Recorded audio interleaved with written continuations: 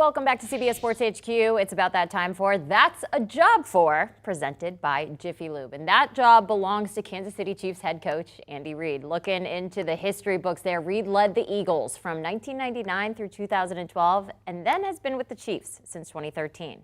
He is the only coach to take two teams to 4 straight conference championship games. And with that Super Bowl LVII victory, Reid becomes the first coach to win the Super Bowl against a team that he previously led to the big game. He evened his Super Bowl record to 2-2, joining Bill Belichick as the only coach to win multiple Super Bowls after overcoming double-digit deficits. Reid became the 14th coach in history to win multiple Super Bowls. Of the 13 coaches who have already won multiple Super Bowls, 9 of them currently in the Hall of Fame. Now, a future Hall of Famer? We think so. And he joined Jonathan Jones and Pete Prisco live at the NFL Combine. Jonathan Jones, Pete Prisco, joined by two-time Super Bowl champion, head coach of the Kansas City Chiefs, Andy Reid. And Andy, how quick a turnaround is this for you? Because I feel like I just saw you on a parade float. I feel like I can still smell the champagne, and here you are preparing for the draft. Yeah, no, it is a quick turnaround. Although I'm not a champagne drinker, but it is a quick turnaround. It might not have been a quick turnaround if I was a champagne drinker. So, but listen, it happens fast, but I think we're in a good spot. Brett Veach does a great job with the personnel side, and he keeps me abreast on all of that. And but I have full trust in him doing it. So it's been good that way. As a fellow old guy, I can ask this question. Any thought at all to you to walk away from it and retire from the game? No. I was asked that question so many times down there. And so Jay Glazer was about the 60th person that asked me about retirement. And I go, Jay, I'm going to start looking in the mirror. I'm going to go look in the mirror after this, and maybe I'm missing something. And so we were joking around, and he put it out there. And so all of a sudden I was retiring, but it was a joke. I love the guys. I love the organization. I mean, the Hunt family treats us great, so that's not where I'm at right now. Does the Super Bowl victory rejuvenate you a little bit more? Does it give you a little extra oomph? Yeah, no, I think it does, yes. But this is what you know as a coach. So you come down here, it's over, right? It's over. I mean, we're moving on to this next year and getting ourselves ready there. And it's a reminder when you come here that there are 31 other guys that are telling their team that their goal is to win the Super Bowl. And there's tremendous competition. So that part kind of lifts you up and, okay, let's go. Let's go. It's time to roll and make sure that we take care of business, not only schematically, but also with the personnel side. You guys made the tough decision to trade Tyreek Hill. Did that ultimately make Patrick a better quarterback in a way that he had to be much more patient than maybe in the past? Well, I think you're going to see Patrick become even better and better every year for the next few years. I mean, quarterback's work is never done, and if they're wired right, and he's wired like that, so he wants to keep getting better and better. But I would tell you he had to potentially go different directions. He had all new receivers for the most part, other than McCole Hardman. Most of the guys were new. Now we brought Kemp back right at the end there, but and he worked into the lineup. So, but other than that, they were new guys. Whether it was Sky, who was a rookie, or the other guys that were veterans from other teams. He still had Kelsey in place and utilized him a lot. And then Noah really picked up his game along. With the rest of the guys. So, I mean, they've done – listen, he's done a great job. I would tell you that is he better because of Tyreek gone? I don't know about that. Tyreek's he's a unique player, and I would never slight him as being great. He had a phenomenal year this year, so I don't know that. You talk about all the guys and sort of Patrick – integrating with them this past season. One guy who's gone, Eric Bieniemy, longtime offensive coordinator there, and you elevate Matt Nagy. Is this offense going to miss a beat at all? Well, we'll miss Eric Bieniemy. I mean, he's a unique guy. Every time you lose somebody, you're going to lose. Just like what I was saying about Tyreek, you lose a part of it. their personality is what you lose. And so it's no different with Eric. But Eric's going to do a great job with Washington, and this is a perfect opportunity for him with Ron Rivera, who's more defensive coach, head coach, and Eric can step in and run the offense and put his name on it. And then my name's not on it. It's nowhere near it. And even though Eric did so much work, and I think I'm going, geez, I can't get the point across how much he does, and so I think this will help him professionally that way, and inevitably become head football coach in the league, which is his goal and was one of my goals that we weren't able to reach that. Shouldn't he already be a head coach? Well, listen, I'm partial, man.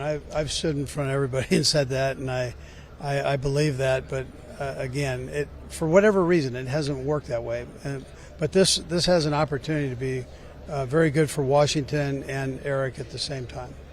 When you talk about your own offense, you have 2 tackles that are unrestricted free agents. And how do you see that playing out? And will they both be back? Would you like them both back? How do you think it ends up? Yeah, sure. We're young in this right now, so at least I am. Brett takes care of all that. So if we had both of them back, I'd believe that. If we had one or both of them end up leaving, I could see that too. So I mean, but you kind of move on and or bring them back and let's keep on growing. So both of them are good guys, though. That's the thing. I appreciate what they did for us, and if we can have them back, that'd be great. And if we don't, you find a way to keep kind of moving forward. You know how hard it is to repeat as a Super Bowl champion. Is there anything that you learned in the off season from 2020 after winning and then not being able to get there or win that next year that you want to apply to this off season? Well, I'm hoping COVID doesn't come back for one, for all of our sake. Fairly unique. Yeah, for sure. I mean, there's things you take from every game that you have a chance to coach in, win or lose, that you hope makes you better. So I would tell you the same thing. It's going to be a different team, obviously. We'll be different, and whoever we're playing will be different than they are right now. So we'll take it game by game, day by day, and see how things work out. A lot of variables that go into that end result of getting there, so that you got to conquer. And but we'll be up for that challenge, and then we'll just see how things roll. When it comes to you, 2-time Super Bowl winner puts you in an elite category, and people talk about you being one of the great coaches this league has ever seen. When you hear stuff like that, when you got into it, did you ever imagine it would get to that point? Yeah, I don't think you do. I don't think anybody does. I think you just put your head down and you work, and this league moves fast and it moves at a furious pace. So you come in and you do the best you can do, and for people out there, it's probably like studying for finals. You get into a final exam and you bust your tail, and then you get to a point where you go, there's no more either time or effort left in me to do too much better. And so every week is like that in this league, and it takes a maximum effort to get yourself there every week. It's just like when you go in for that final exam and you exhaust yourself to make sure that you got it all down, and then you give it your best shot. And so, and then if you're lucky enough to be around a good organization with good people, which I've had 2 opportunities, well, really 3 if you include the Green Bay Packers, so as an assistant coach. So I've been very fortunate that way to be around 3. I've been around 3 great organizations and then great people. So no matter how you cut this, it's not about one guy. It's about the people that you're with, and from the president on down to your coaches, the trainers, the equipment guys, all those guys, and obviously the players too. So I mean, it's about those people, and I've been lucky, very, very lucky to be around all those people, good people. Are you motivated at all by legacy and that sort of talk? I really don't get into all that. I love coaching, and I love the kids I'm with. They all kind of stay the same age, and until I look in the mirror, I think I'm still young, but they keep you in that frame of mind. They keep you young and motivated that way. So But I love the part that of teaching, and I get an opportunity to do that every day with good kids around and with good guys, the coaching staff. So that's what I know. That's what I like. Well, they supposedly in Canton they're calling to ask what your jacket size is these days. So yeah, well, hopefully it's shrinking. Hopefully I can. I don't want to use up all their material. Patrick, obviously the last time we saw him, he had the ankle. Do we know anything about his? Is there going to be any surprise off-season surgeries? I think we have to ask those questions. Yeah, no, I don't think there is. I think he's good. His ankle's healing, and he's back working out. So yeah, he doesn't waste a lot of time. So he gets right back on it. Good deal. All right, Andy Reid, head coach and two-time Super Bowl champion head coach of the Kansas City Chiefs. Thanks so much. You bet. Thank you, guys. And because it's never too early to look at Super Bowl odds for next season, here we go. We know the Kansas City Chiefs have won their second Super Bowl in 4 years. Only 8 teams have ever gone back-to-back as champions, the last one being the New England Patriots. Would it surprise anyone if they made a 4th Super Bowl in 5 years? Right now, the odds bettors, they are saying that that's going to happen. Odds bettors, odds makers, Plus 575. The Chiefs are currently on top of the odds to win the next Super Bowl.